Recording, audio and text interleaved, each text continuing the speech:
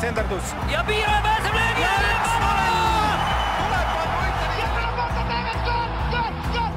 Lõpuvilega saab jalgpallis otsa higivalamine ja algab 3. poolaeg.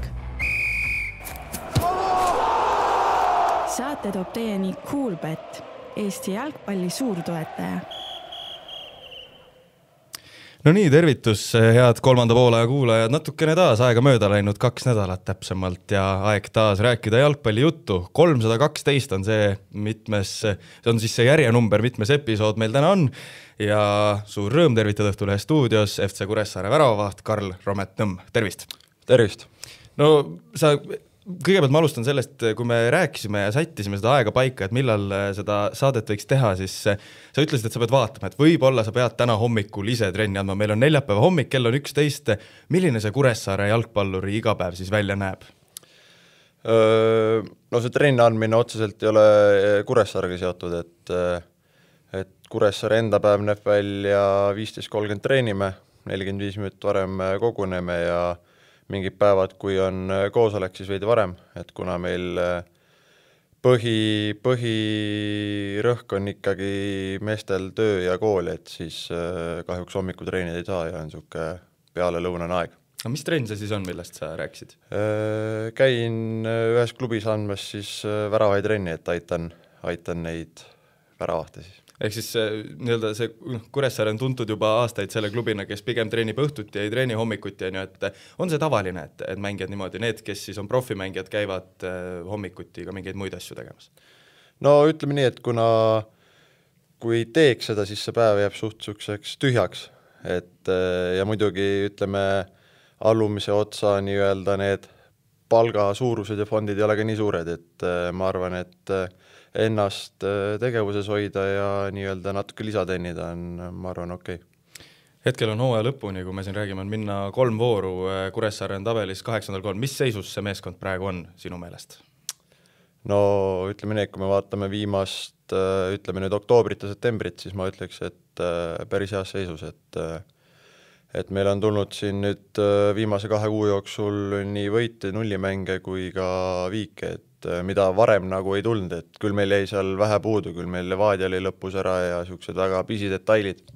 et aga ma arvan, lõpuks see meeskond on kasvanud nagu ühte, et kui me võtame ka seda, et hooaja algus, mis palju oli muutusi Kuressaares, väga paljud põhimehed lahkusid, uued treenerid, et see kõik võtab nagu omajagu aega, et väga palju mängeid üldse esimest korda mängivad Premium liigat kannab põhiraskust, aga ma arvan, et see nagu eelnev periood, mis siis nii-öelda mängud, mis napilt käest läksid, et see väga palju nagu õpetas seda meeskonda ja ma arvan, nüüd me lõikame neid vilju, et ja õnneks väga tähtsal hetkel. Sa ise oled Saaremaal käimistega ära harjunud? Jaa, selles mõttes tundub nagu nii-öelda, kuidas ma ütlen siis, ei mõtle selle sõidu peale isegi enam, et algus, kui ma klubiga lepingu sõlmisin, siis eks ikka peas käis läbi, et kuidas see sõitmine nagu välja näeb, et tundub jube tüütu ja aga ütleme nüüd, et ei ole midagi halba öelda, et võib tunduda kõrvalt vaatele, et see on niisugune tühi sõit, iga nädal paned sinna 4-5 tundi sõidu peale, aga see on kuidagi nii harjunud teema, et ei ole midagi hullu. On mängijad, tead sa, kas nagu mängijatele pigem meeldib see, sa võid rääkida nii enda näitel kui ka teiste mängijate näitel, et nagu sa ise ütlesid, et võib tunduda nagu 4-5 tundi nii-öelda tühja sõitu, aga on seal mingisugused plussid ka, et need kodumängud nii kaugel on, ma ei tea, aitab mõtteid puhastada või mis iganes? No jah, ütleme, et ikka, et lõppkokkuvõttes sa oled ju oma meeskonna kogu aeg koos see aeg, et eks see mingis mõttes kasutab ka tiimi vaimu, et ja ka ise, et nagu saad kuulata seal, ma ei tea, keskendudki ainult mängule, et kodus võib-olla, ma ei tea, sul on mingeid asju vaja teha lihtsalt, igapäevase asju, et ma arvan, et ma arvan, see tiimiga koos olemine, et see on üks suur pluss selle sõidu juures. Kuressaarega liitusid sa selle hooaja eel.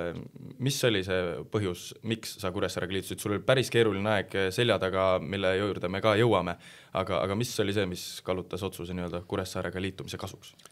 No ütleme nii, et mul tol hetkel Eestis midagi konkreetset ei olnud rohkem, et mingid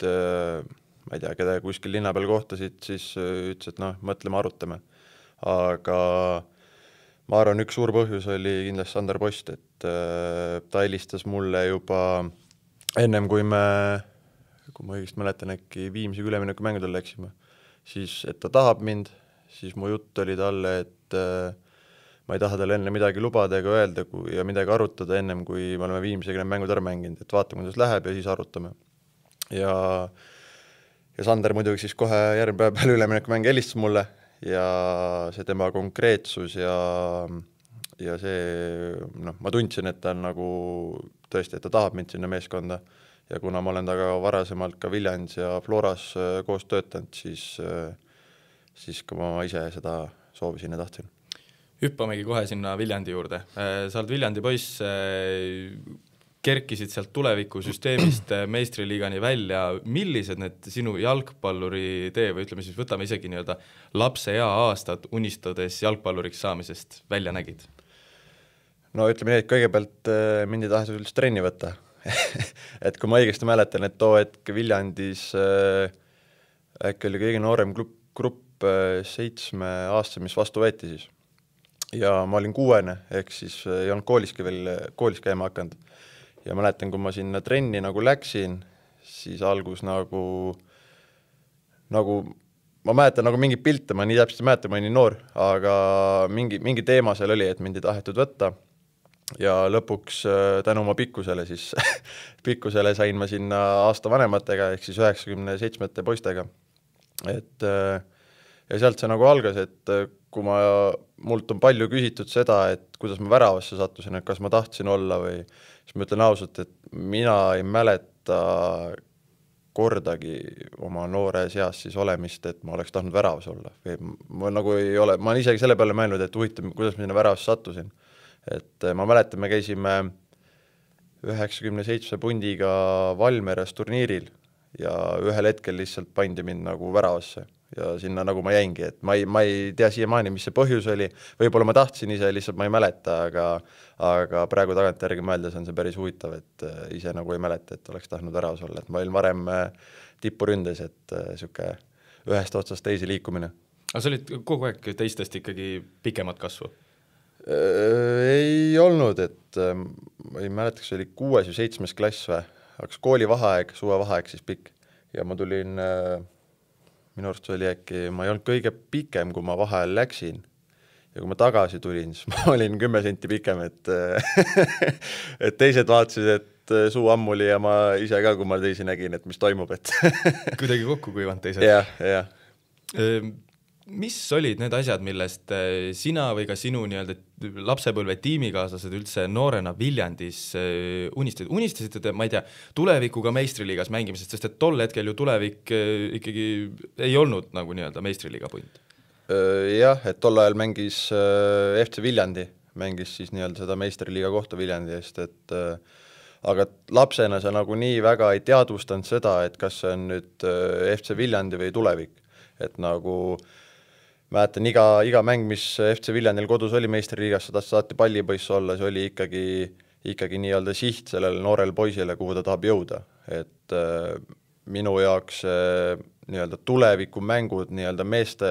nii-öelda esindusmeeskond, siis ma ei tea, et ma neid üldse vaatamas oleks käinud kunagi, kui nad mängisid 3. liiga äkki või mis need olid, et ma arvan, see, et FC Viljandi mängis seda meisterliiga kohta Viljandi eest, ma arvan, see oli väga, väga suur motivaator, et üldse mingid mängijad sealt tulid, et ma leian, et kui noorel mängijal ei ole seda sihti oma koduklubis või oma kodulinnas, kuhu jõuda, siis väga keeruline on seal mingi hetk, kui tuleb see otsustamise koht, et kas jalgpall või midagi muud, et siis väga raske on jalgpalli kasuks otsustada, kui sul ei ole oma kodulinnas seda sihti, kuhu poole pürgida. Milline see elu toona Viljandis oli? Me teame neid Ragnar Klavani lugusid, kuidas teised läksid peole ja tema läks ümber järve jooksma, aga kuidas see teil välja nägi? Oli teil samamoodi selliseid hulle, kes niimoodi käisid? No ütleme nii, et kui ma esindusmeeskonnaga liitusin Viljandi tulevikuga, siis oli peatreener Aivar Lillevere nii-öelda, kui sa tema trennis osalesid, siis sa juba olidki hull, et need jooksud, mis ta seal korraldas ümber järve, ikka noore poisina ikka süda oli paha ja et see on päris nagu rets, kui me praegu mõtleme nii-öelda,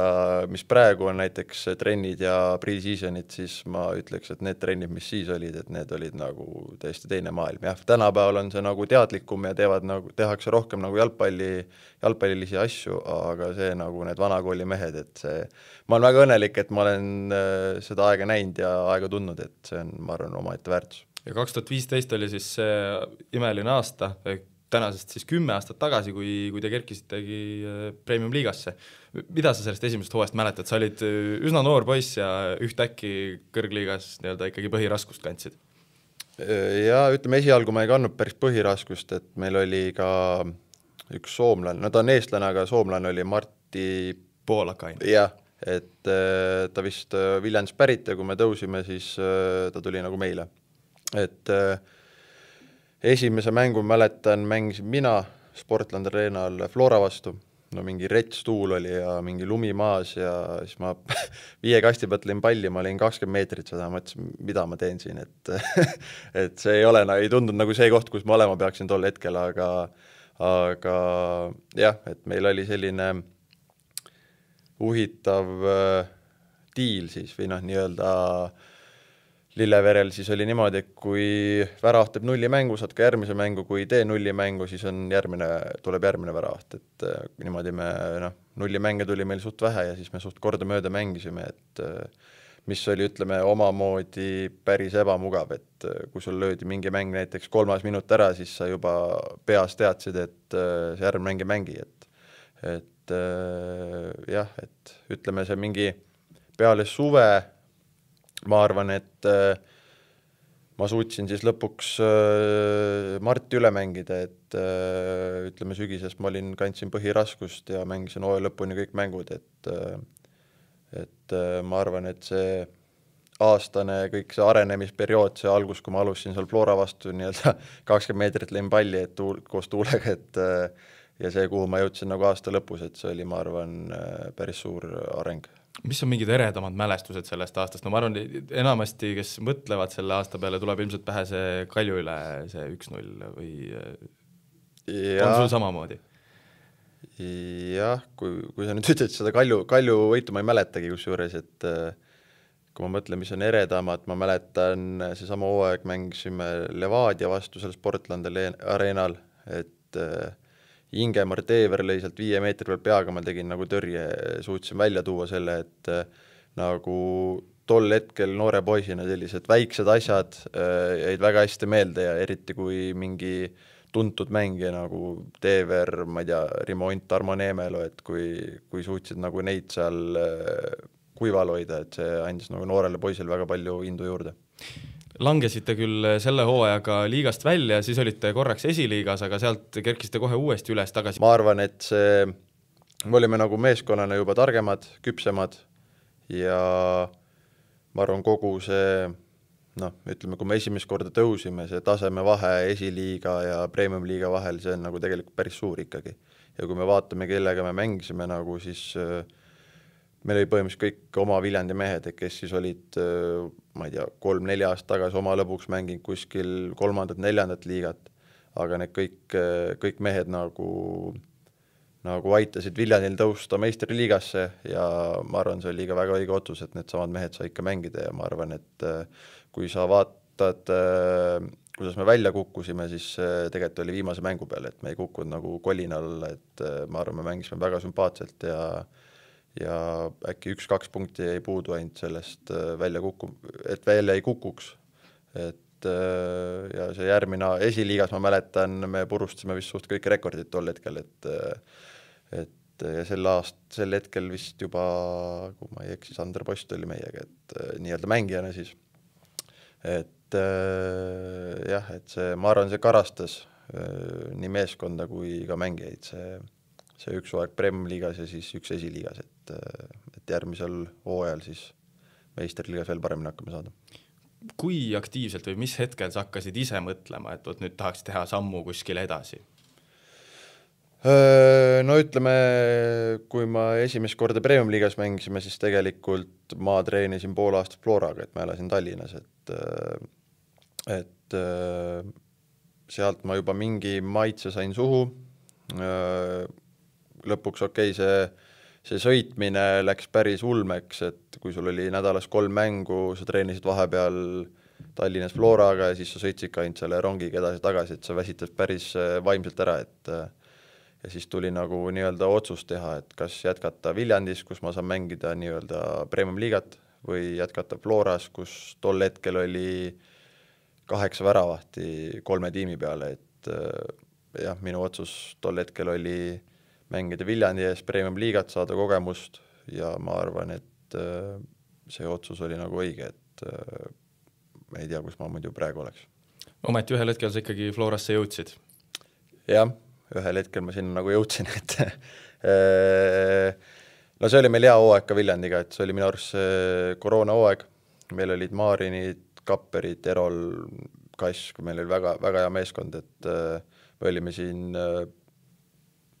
äkki Poola hooajan olime isegi seal 5. koht, et isegi eurokohast ei olnud väga kaugel, et me suutsime kõiki suuri ammustada, võitsime Paidet, Levadiat, Florat, et ja see tiimi vaim, mis meil seal oli, see oli nagu mega ja pluss Viljandi publik, meil käis 500 inimest iga nädal nagu staadionil kaasa elamas, et see oli väga, väga meeldiv kogemus ja ma arvan, sealt sellest hooajast ja sellest Viljandi pundist said väga palju mängijaid nii-öelda tuuletiibadesse, nii Maarin, Kask läks aasta hiljem, mina läksin, et ma arvan, see meeskonna vaim pluss need treenerid, kes meil olid, Sander Post, Rait Oja ja et see kõik andis kokku selle, et mängijatel oli hooaja lõpus võimalik nii-öelda kõrgemale siirduda. Ometi, kui sa Florasse läksid, siis seal oligi täpselt selline olukord, mida Viljandis eriti polnud, et oligi väga tugev konkurents. Floras on alati olnud palju väravahte, Matvei Igonen oli tol hetkel seal ees. Kuidas see sisseelamise periood oli? Sa oled hiljem ühes intervjuus öelnud, et ikkagi selline üsna raske oli see Flora need 2 aastat, aga kuidas sa praegu tagasi vaatad? No see sisseelamine, see oli selles mõttes keeruline, et seal, keeruline, see võib olla vale sõna, aga kui sa lähed nii-öelda amatöörsatsist nii-öelda profisatsi, siis see hoiak, see suhtumine, see kõik seal riietsruumis juba, see on nagu teine maailm, et aga selles mõttes klubi oligi minuga aus, Aikoga oli meil väga avatud suhtlus, üldjoontes ongi nii, et sa Flora tavaliselt noori väravahti ei võta nii, et sa tuled ja mängid kohe, et sa pead ikka end tõestama ja ma arvan, et Igoneni näol oli mul väga tugev esinumber ka seal ees, kelle pealt nagu õppida ja me saime väga hästi läbi, et ma arvan, see tuli mulle kasuks, samamoodi nagu Viljandisse tuli Poplavskis mingi hetk, et ma arvan, kui Poplavskis poleks tulnud, siis võib-olla ma ei oleks ka Florasse läinud. Mis olid mingisugused sellised põhilised suured erinevused ikkagi sisseelamise mõttes, et Viljandi oli tuttavam keskkond, Flora,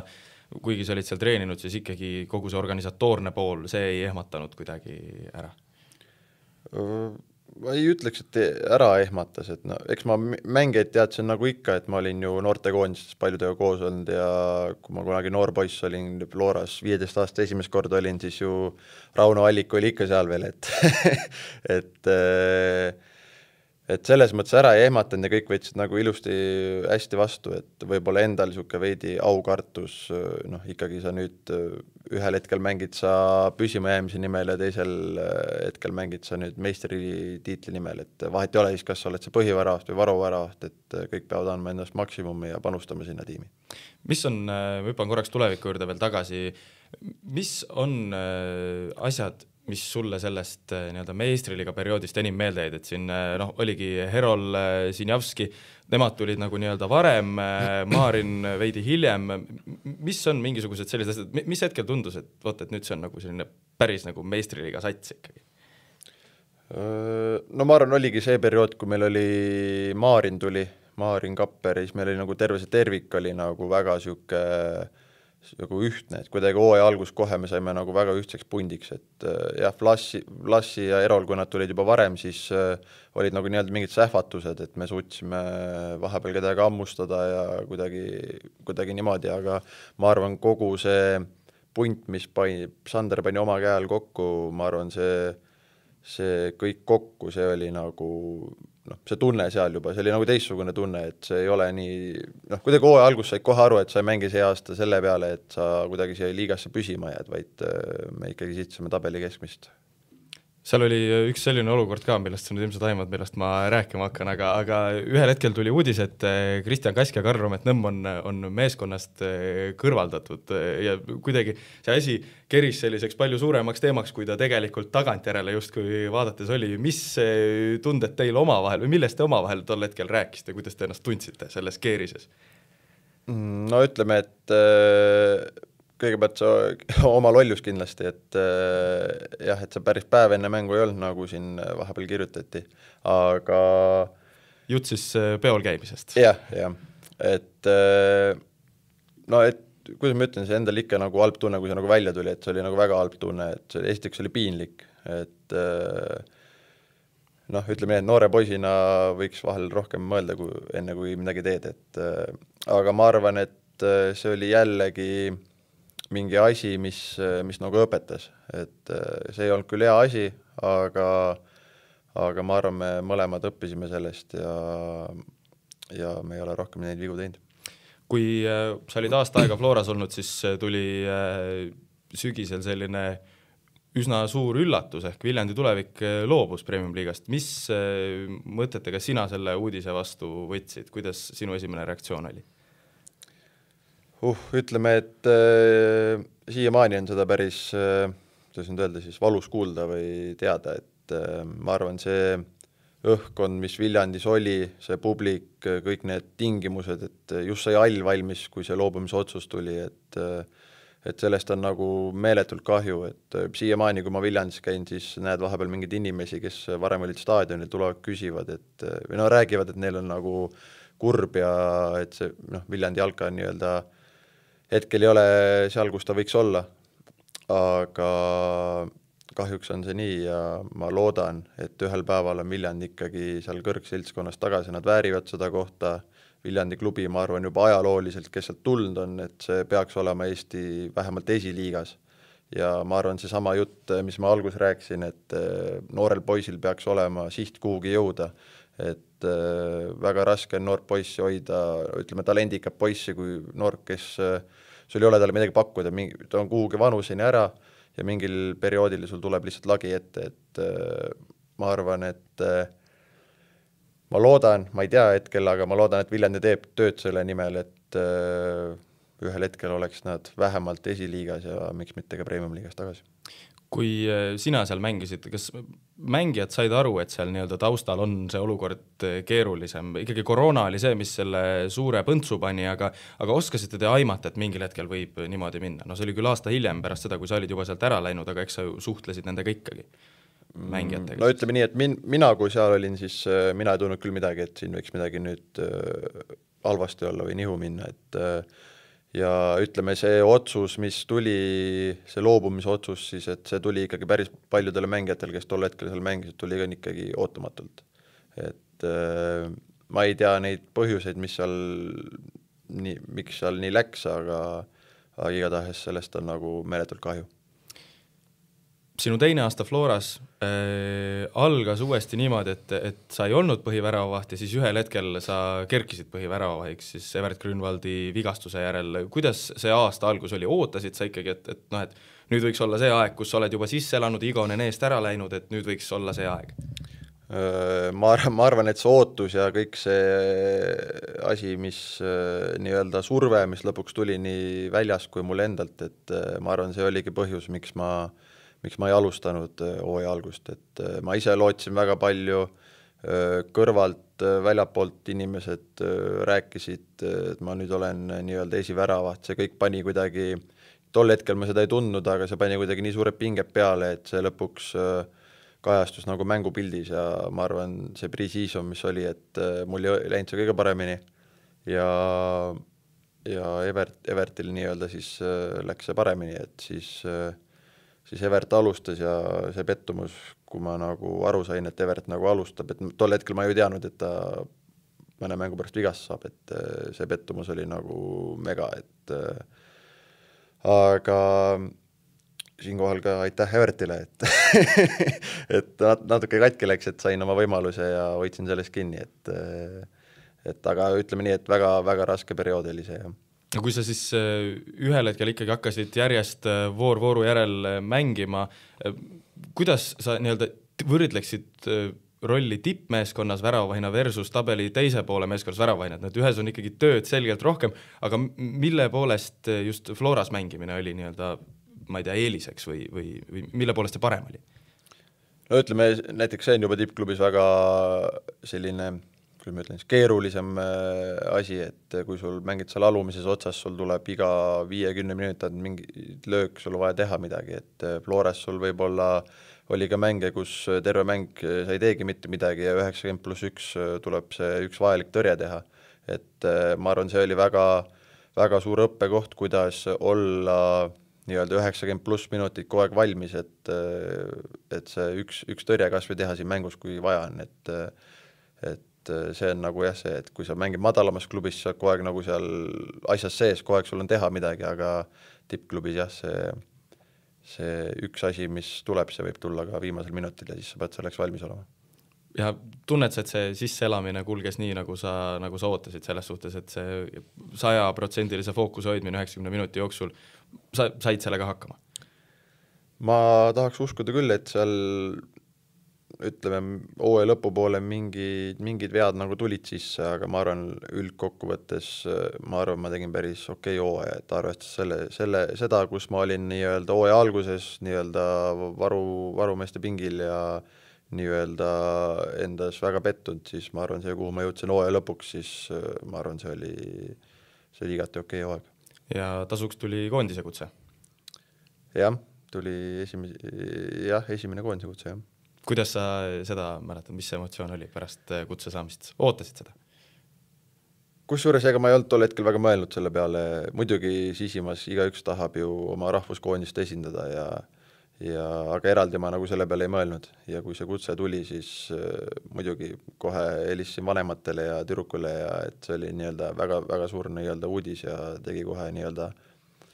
uhkeks, et see on ikkagi võimas, kui sa saad oma koondise särki kanda. Kui palju sa sellest esimesest tänaseni ainsast, loodetavasti mitte igavesti ainsast koondise mängust mäletad? Ma mäletan üpris palju.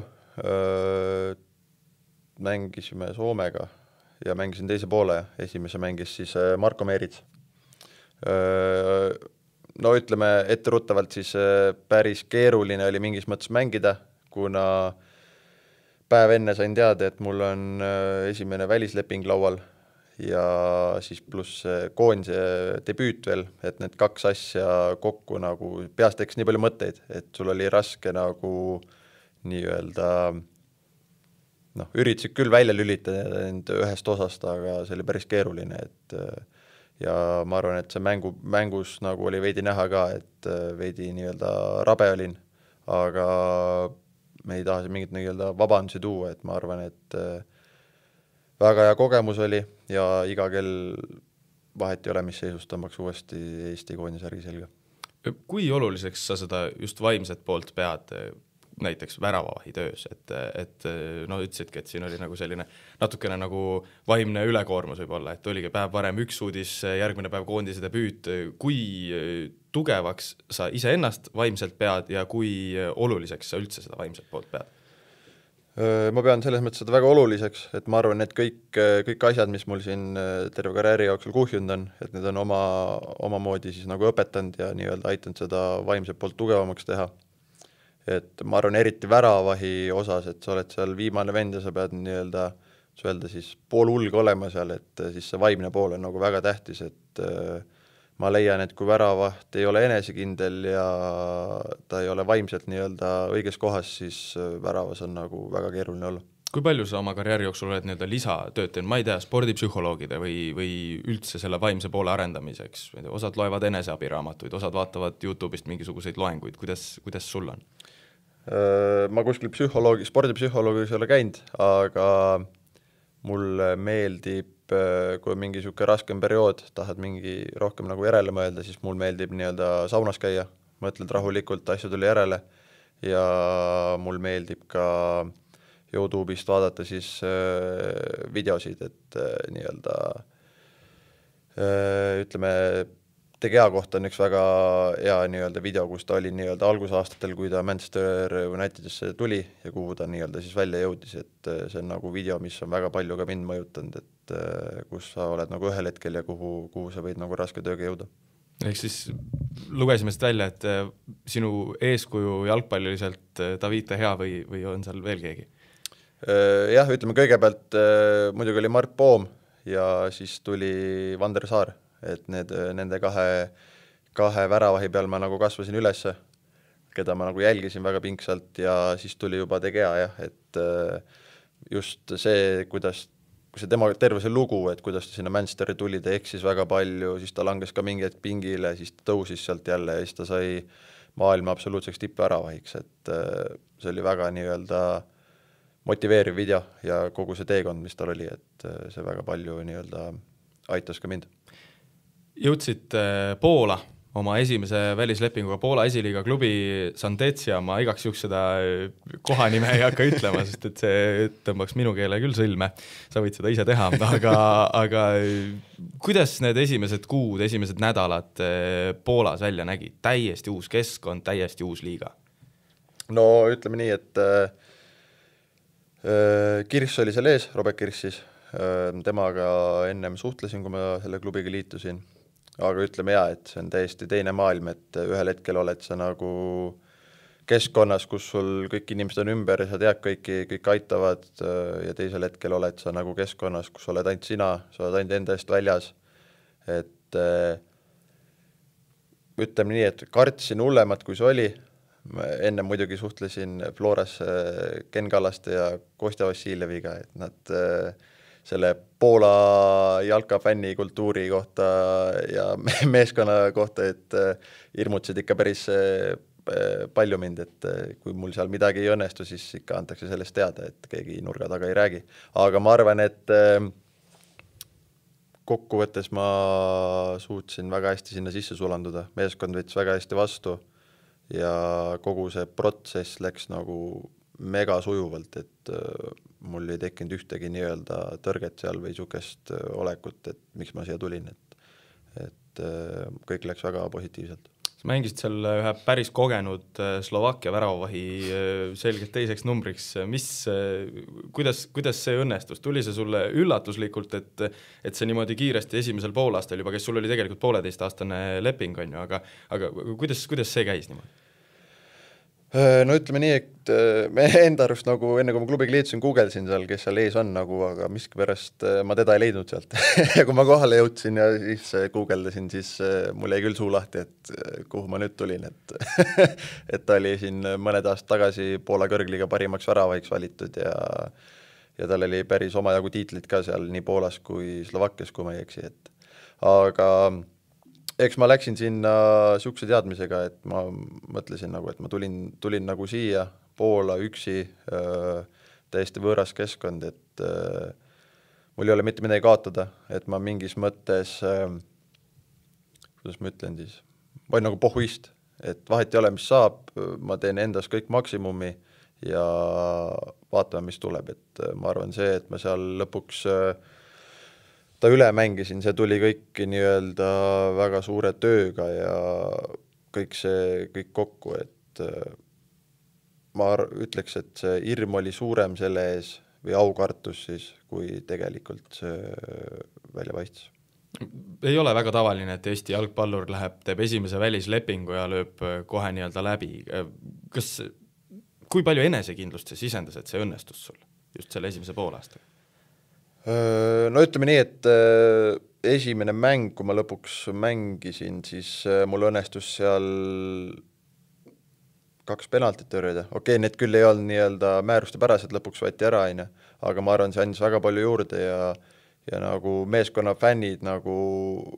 noh, ma kuulsin, nagu nad ka toetavad, et nagu kõik see, mis peale mängu toimus, et nad alati nagu toetasid mind ja see andis väga palju enesekindlust. Ja ma arvan, et oligi see, et ma oma peas seadsin nagu sellise mõtteviisi, et ma tulin siia teise riiki ja noh, ma ei saa siia tulla lihtsalt olema, et ma tulin ikkagi siia anda endast kõik ja seda ma ka tegin ja ütleme jah, et võib-olla eestlasele pole see tavalik, aga ma arvan, et kui sa lähed kuhugi, siis sa pead olema väga enesekindel. Sa pead juba näima väga enesekindel, et kui sa oled selline, juba näitad välja, et sa võib-olla ei ole nii kindel endas, et siis määrab väga palju, et ma arvan, see hoiak, mis ma võtsin ja see kõik kokku, ma loodan, et paistis ka treeneritele silma. Kui palju see platsi ümber toimuv Poolas, just siis seal Sandetsias erines sellest, millega sa Eestis harjunud olid? Sa ütlesid, et Kostja ja Kallaste tegid nii-öelda hoiatuse selle fännikultuuri ja kõige selle mõttes, aga kui erinev see siis reaalselt oli?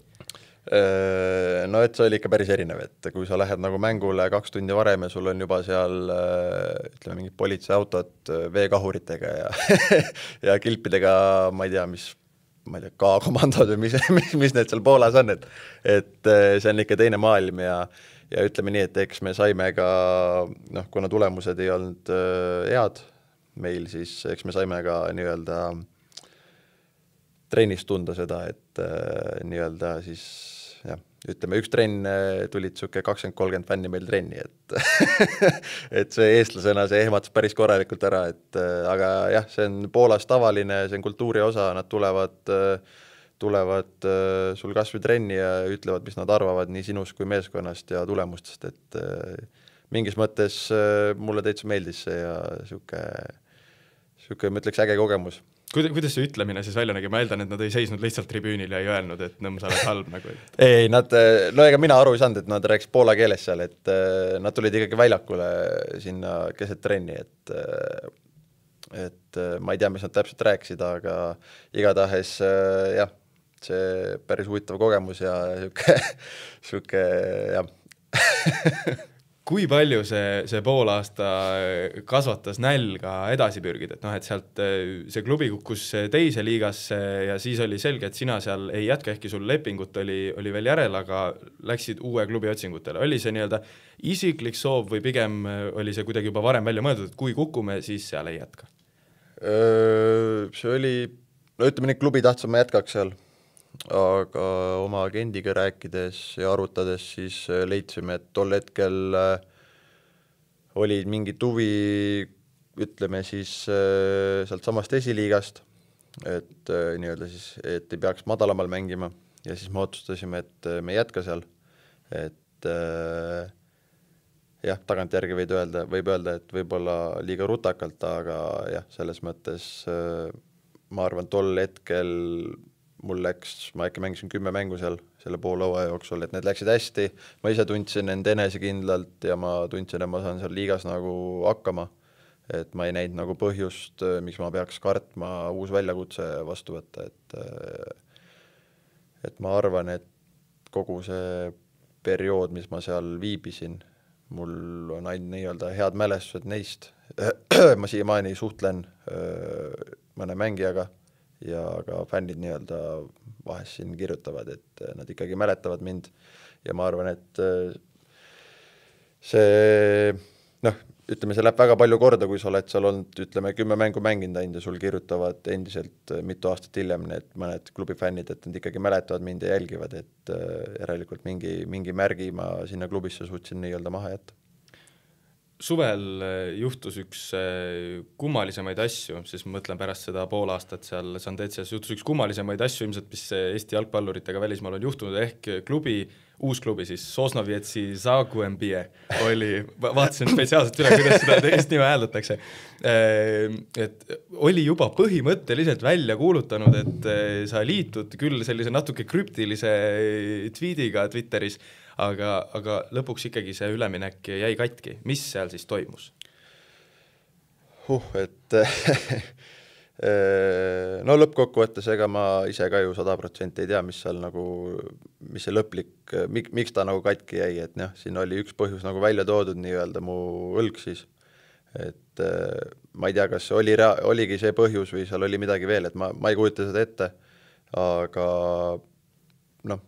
lõppkokkuvõttes ütleme, sain tunda seda päris jalgpalli nii-öelda värki, kuidas see maailmas käib, et enne ei ole midagi kindlat, kui sul on allkirjad all ja kõik on tehtud, et jah, see oli päris ootamatu pauk. Ühesõnaga, lugu oli siis selles, et meditsiinilise kontrolliga avastati, et sul on õlavigastus, mida sa ise ei tundnud ja mida ka Eesti arstid ei näinud, on mul õigus? Jah, et noh, selles mõttes oligi, ma tegin medicali ära seal ma nagu ei saa mingit tagasisidet, et mul oleks midagi katki olnud või midagi viga olnud. See otsus äkki tuli tund aega ennem, kui nii-öelda pidi avalikuks tulema siis, et ma liitun nendega. Et noh, tol hetkel ma olin Poolas, seal ootasin nii-öelda avalikustamist ja siis järsku tuli selline uudis, et see oli nagu ei oskanudki kohe teha midagi, et nagu ei olnud sihukeseks asjaks nagu kuidagi valmis, et ma ei olnud valmis, et mingi sihuke asi võib tulla, sest ma ei tundnud, et ma olen kuskilt otsast katki või vigane, et päris ootamatu pauk oli, jah. Kuidas sa ise sellega nii-öelda leppisid, et siis see järgmine poolaasta sa olid nii-öelda klubita, no oli üsna selge, et vist, et Poolas sa jätkata polekski saanud, sest et noh, et seal ju arstid juba teadsid nii-öelda, et midagi on selle õlaga viga või kuidas see välja nägi? Jah, no ütleme, see ainuke asi, mis nagu halvasti välja kukkus seal, oli nagu see, et klubi nagu avalikustas ennem sihukese eelinfo või sihuke, kes võib liituda, et ja kui ta hiljem ei liitunud, et siis ega teised klubid ju lõppkokkuvõttes ei teadnud, mis see põhjus oli. Et see oli nagu ainuke asi, mis jääb nagu kripeldama, et võib-olla oleks võinud see ära olla, aga noh, tänapäeval on see moes, et tehakse selliseid postitusi ja kahjuks läks nagu nii, et jah, et päris jah, ütleme see postitus keeras siis nii-öelda Poola kraanid kinni. Tuli see sul endale täiesti üllatusena, et sul selle õlaga üldse midagi võib olla, selles mõttes, et osadel on ju, et umbes arvad, et oled nii-öelda vigastust ära paranenud, aga mingisugused jäljed on siis võib-olla järel või nagu on sul selle õlaga kunagi midagi olnud? No ütleme nii, et ta on mul valutanud, aga noh, varasemalt siis Viljandi aegadest, aga ma ei ole sellega mingit vigastuspausi pidanud või mingit mängu või trenni vahele jätnud, et võt, ma ei oska öelda, mis see siis, võib-olla tõesti arstid nägidki midagi, et ma ei saa ju öelda neile, et nad nägid valesti või et seal ei olnud siis midagi, et kui arst ütleb klubile, et on nii, siis klubi seisukohast ma sain ju ka aru, et sa ei saa võtta mängijad, kes noh, nagu seal öeldi, et kui lähen opile minema ja aasta aega väljas olema, et ma saan klubist täitsa aru, et see on ju risk nende jaoks, et neil on vaja tervet väravahti ja noh, lihtsalt kui sa tuled Eestisse ja siin ei leita midagi, et noh, siis tekib sihuke noh, kahe vahel olek, et mis siis on, et nagu ise tunned ühtegi trenni mängu, midagi vahele pole jätnud, tunned end nagu tervena, aga lõppkokkuvõttes ma arvan, et ma pean austama nii-öelda Poola arstide ja klubi otsust ja ma pean ka siis Eestis võtma seda kuulda, mis siin räägitakse, et lihtsalt kahjuks kukkus väga halvasti välja, aga ma arvan, et kellegi peale vimma pidada ei ole mõtet siin. Mis siis edasi sai? Pärast seda, kui see asi katki jäi, otsisite ikkagi aktiivselt klubi edasi? Ikka jah, ma olin septembri lõpuni oli mul kohver toa keskel nii-öelda pakitud, et lõpuks juba tüdruk sai päris kurjaks, et kaua see kohver vedeleb siin, aga ei, iga päev jah, töö käis ja olin valmis iga päev kuhugi nii-öelda siis minema, aga oli mingeid realistlikke variante ka? Üks Küprose klubi oli, et homme peaks lendama, aga kui homne kätte jõudis, siis klubi ei olnud enam. või no selles mõttes kontakt kadus ära, et noh, et selles mõttes jah, et selles mõttes väga keeruline nii-öelda jällegi olukord, et sul juba tundub et nüüd midagi tuli, sa oled juba valmis ja siis järsku kaob jälle ära, aga noh, see kõik ongi nagu jalgpalli osa, et nagu ma ennegi ütlesin, et enne pole midagi kindlat, kui on allkirja all ja kahjuks läks nii, et selle poole aasta jooksul midagi ei tulnud. Selle poole aasta jooksul, mis sa tegid? Kus sa olid? Ma olin Viljandis. No ütleme oktoobrini seal oli mingid aknad olid kuskil lahti veel, et seal oli variant veel kuhugi liikuda ja ma olin kogu aeg valmis. Ja siis, no ütleme, ongi juba septembris seal edasi, siis tekkis siuke tunne juba, et mis nüüd siis saab, et mul ei olegi klubi, et järgmine aken läheb alles jaanuaris lahti, et ütleme jah, sinna septembri-oktoobrini ma ootasin, olin valmis ja siis mingi hetk tekkis nii-öelda langus nii-öelda peas ka, et olen klubita, et ma pole kunagi varem klubita olnud, et siuke esmakordne kogemus, et algus oli väga raske, siis mingi periood ma üritasin leida endale nii-öelda kõrvaltegevusi, mis viiks nagu siis mõtted eemale. Ma käisin väga palju võrkpalli mängimas, et üritasin leida mingitki tegevust, et kogu sellest nii-öelda kehvast olukorrast siis mõtted eemale saada. Õnnestus see lihtsasti selles mõttes, et need kõrvaltegevused, ma vaatasin ka ühes intervjuus, ütlesid, et käisid näiteks suusatamas üle pikka aja, aga no, eks see on ikkagi nagu selles mõttes ju rusuv, et kui põhimõtteliselt oled töötu jalgpallur. No. Ei, muidu, ma ei tea, kas päris suusatamiseks saab seda nimetada, kui üle 10 aasta käid suusatamas, aga jah, sai käidud ja ei, see oli väga rusuv, et muidugi see 100% ei õnnestunud, et mõtted ära saada, et sa oled ikkagi eluaeg, oled jalgpalli mänginud ja ühel hetkel sul ei ole klubina, sul pole kuskil mängida, oledki, sa ei oskagi teha selles olukorras midagi, sa ei ole varem seal olnud. Et ma arvan just ka vaimselt jälle väga, väga raske koht, kus olla jalgpallurile. Kes sind tol hetkel kõige rohkem aitasid, ma ei tea, siis jalgpalliliselt või ka eluliselt? Ma arvan tüdruk kindlasti, et ta üritas kogu aeg olla nii-öelda positiivne, et küll midagi ikka tuleb ja eks mingi periood ma sain lõpuks ise ka aru, et ma pean nii-öelda tegema kõik selleks, et siis jaanuaris, kui uuesti aken avaneb, et oleks mul mingid variandid, et ma siin käisin hooaja lõpus veel nii-öelda, kui Premium League hooaja lõpus käisin Floraga treenimas, aga siis jällegi tekkis see periood, kus ju Eesti klubid ka puhkavad november-detsember, et siis oli jälle siuke teised puhkavad, mina olen pool hooaega juba puhanud, et siuke kehva olukord, et aga jah, ütleme kord päris kehva olukord, jah. Siis edasi eelmiseks hooajaks jõudsid sa ikkagi uuesti jalgpalli mängima esiliigasse. Arvestasid sa juba varem, et see võib olla variant ka esiliigas mängida, kuigi aasta varem olid justkui teinud sammu Eestist välja, sõlminud välislepingu ja siis nüüd oled sellise fantoommigastuse tõttu esiliigas. Kuidas sa selle vastu võtsid?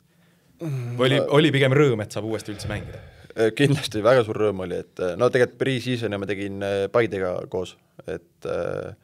et nad tahtsid näha mind ja mul oli ka nii-öelda hea see, et ma sain nii-öelda treenida tippmeeskonnaga. Ja eks see oli muidugi järgmine põnts, et meil ei olnud mingeid konkreetseid rääkimisi seal, et ma nagu liitun nendega, aga eks ikkagi kuskil sisimas sa nagu lootsid ja kui lõpuks tuli sealt ka see, et ikkagi et nad ei näe, et ma nendega jääksin, siis oli nagu järgmine põnts nii-öelda. Ja ütleme nii, et ma julgeks öelda, et ma olin paari päeva kaugusel nii-öelda oma karjääri lõpetamisest, et see oli siis mis hetkel täpselt? Enne kui Viimsi tuli. See Viimsi tuli väga, väga viimasel hetkel, enne kui aken kinni läks, et tol hetkel mul reaalselt nagu, mul ei olnudki valikuid ja see Viimsi tuli nagu, mul ei olnud kunagi kellegi ühte kontakti olnud, et see tuli nii-öelda väga, väga ootamatult ja ma olen väga tänulik neile, et ma arvan ja usun, et Viimsi päästis mu karjääri. Olla paari päeva kaugusel karjääri lõpetamisest, see ei saa kunagi olla lihtne otsus, aga kas selleks hetkeks oli see nii-öelda justkui, et Paide korraks nagu viis selle emotsiooni või tuhina uuesti üles, aga siis kuna lepingut sealt ei tulnud, siis kukkus ta uuesti nagu auku tagasi või kuidas see oli? No ütleme, tolleks hetkeks ma olin ju pea 9 kuud mängu talnud äkki või, oli äkki 9 umbes kuud. Umbes nii, jah. Et see on nagu päris pikk aeg ühele jalgpallurile, kui sul ei ole vigastust, mingit tõsist ACL-i või midagi ja kui sa oled lihtsalt klubita ja et see on nagu tahtmata sa hakkad mõtlema, mis nüüd edasi saab, et jah, et ma leian, et kui ma ei oleks Viimsiga liitunud, siis ma arvan, sinna suveni ma ei oleks enam ootanud, et siis oleks ilmselt kõik olnud. Oli sul juba mingisugune plaan tehtud, et mis sa siis edasi teed, kui pakkumist ei tule? Ega mul otsalt niimoodi ei olnud, et väga raske oli üldse midagi mõelda, pea oli nii ütleme kuidagi pulki täis, et kogu see teema, mis algas siis suvest ja lõpuks ju läks kevadesse välja, et ma nagu ei saanud ise väga hästi aru sellest, et miks see nii kõik läinud on ja et ütleme, väga raske periood, väga raske oli üldse mõelda mingitele asjadele, et su ainuke eesmärk oli saada tagasi väljakule ja mingi hetk ütleme, see ootus oli nii suur, kui see jaanuari aken avanes ja see ootus oli juba põhimõtteliselt kokku kukkunud, kui see aken oli sulgumas, et see oli jälle nii-öelda väga raske koht. Kellega sealt Viimsist siis kontakt tekkis? Janar Toomet helistas mulle, et ta äkki sai Karl Mööliigest numbri. Mööliiga ma olin siis Paides too hetk pre-seasonil koos. Et sealt tuli see kontakt, juba paar päeva hiljem me saime Viljandis kokku, ta tuli Viljandis, arutasime ja siis juba paar päeva hiljem ma mängisin sõprusmängu nendega mingi Läti pundi vastu Tallinnas, et ja sealt siis edasi nagu paar päeva hiljem juba liitusin nendega, et ma arvan, et Viimsi nägi väga palju vaeva, et mulle luua need tingimused, et ma saaks nendega liituda ja veel kord ma väga austan neid inimesi, kes seal oli ja väga suur respekt neile. Kuidas see esiliigas mängimine siis üle mitme aasta oli? Kas oli natukene sellist tunnet ka, et võtame siis kas või selle, et sa olid pool aastat mängut olnud, oli natukene sellist puiset olemist ka või sulandusid kiiresti? No ütleme, eks ikka algus on nagu raske, kui sa pole ju 9 kuud praktiliselt mänginud, aga ma pidin enda jaoks kuidagi selle siis lahti nii-öelda kirjeldama selle kogu selle olukorra endal, et kuna ma sain võimaluse mängida Viimsi eest esiliigas, siis ma kirjeldasin enda jaoks lahti nagu nii-öelda selle, et ma proovin alustada oma karjääri nii-öelda uuesti nullist. Et nagu kunagi, kui ma alustasin esiliigast, et nüüd kahjuks ma pean seda uuesti tegema, et nii-öelda sama tee, mis ma käisin 10 aastat tagasi, ma pidin hakkama nüüd uuesti käima. Hooaja lõpus olite üleminekumängudel. Tunned, et kui oleks õnnestunud siis kerkida meistriliigasse, oleksid Viimsis jätkanud? Raske öelda, see oleks kindlasti väga suur kaalumiskoht olnud, et ja ma ei taha nüüd öelda, et jah, 100% ma oleks seal jätkanud, aga kindlasti oleks väga palju mõjutanud mu otsus see, et nad aitasid mind nii-öelda aasta varem siis, nii-öelda, et ma uuesti jalad alla saaks. Nüüd see aasta Kuressaares, mis seisus sa ise ennast praegu tunned? Just füüsiliselt sa oled nüüd saanud 2 aastat ikkagi mängida uuesti, aga just vaimses mõttes, et kuidas see karjääri nii-öelda uuesti üles ehitamine sujub praegu? Ma ütleks, hooaja algus oli väga raske, just see nii-öelda premium-liiga tase siis, et mingil hetkel see mõni aasta tagasi tundus minu jaoks nii normaalne, aga nüüd, kui sa oled nii pikalt sellest nagu eemal olnud, siis esimesed 4-5 mängu, ma arvan, et kui need järgi vaadata või statistikat vaadata, siis need on nagu peegeldavad ka seda pilti, et ma ei olnud päris nii-öelda seal, kus ma olla võiks. Aga ma arvan, mida nüüd aeg edasi on läinud, siis aina rohkem ma tunnen, et hakkab see vana hea nii-öelda nõmm tagasi tulema. Milles see väljendus siis? Ma arvan eelkõige enesekindlus. Et väga raske on nagu uuesti tulla kuhugi, kus sa oled nii kaua eemal olnud ja see kõik see enesekindlus, see on sul praktiliselt nagu olematu tol hetkel, et see, ma arvan, on nüüd järk-järgult nagu kasvanud ja ma praegu tunnen end nii-öelda väga enesekindlalt ja ma arvan, see enesekindlus on nii-öelda üks põhisõnu, mis on nii-öelda on väravail vaja, et teha head mängu. Kui me kerime praegu ajaratast 2 aastat tagasi, siis mida sa praeguses seisus ütleksid 2 aasta tagusele endale, kui sa tead seda, mida sa praegu tead, et see, kellel on just tekkinud see selline tobe olukord, et tal klubi pole, mis nõus annaksid või mis nõus annaksid teistele mängijatele, kes võivad sarnasesse olukorda sattuda? See on päris hea küsimus, et kui nii võtta, siis ma olen ka tagantjärgi mõelnud, mis ma oleks saanud teisiti teha, et aga nagu väga, väga raske on nagu midagi konkreetset öelda, sest nagu lõppkokkuvõttes see asi ju ei sõltunud minust, et nagu mul endal oli väga raske midagi teistmoodi teha, et ma ei saa ju öelda, et ma ei tea, ära tee medikali või ära tee ma ei tea mida, et ma arvan, väga halb kokkusattumus. Ma väga loodan, et mitte ühegi Eesti mängija enam kunagi niimoodi ei juhtu ja ma arvan, et ei oskagi arvata midagi, et loodan, et teistel on õnne rohkem kui minul. Millest sa praegu unistad? Kui palju sa praegu unistad? No ütleme nii, et kogu see periood ja karjäär kokku on õpetanud mind, et ole hetkes ja ära hakka üldse unistama, et ma võtan päev korraga, mäng korraga, saab hooaeg läbi, tuleb mis tuleb, läheme siis edasi, et ma ei hakka varem üldse oma pead vaevama millega, kus mis saab, et ma arvan, et see on ka mingil määral jalgpalluri elu, et me ei saa väga palju ette mõelda. Suur aitäh, Karl Romet, täna külla tulemast. Aitäh kutsumast. Ja aitäh ka teile, head kuulajad, 3. poole rekordne episood purgis ja loodetavasti oli teil huvitav kuulata, sest vestlus minu jaoks oli igatahes põnev ja loodetavasti siis teile ka. Järgmine episood juba 2 nädala pärast, kohtumiseni. Saate toob teieni Coolbet, Eesti jalgpalli suurtoetaja. Siljevits endardus ja piiraja pääseb löögi!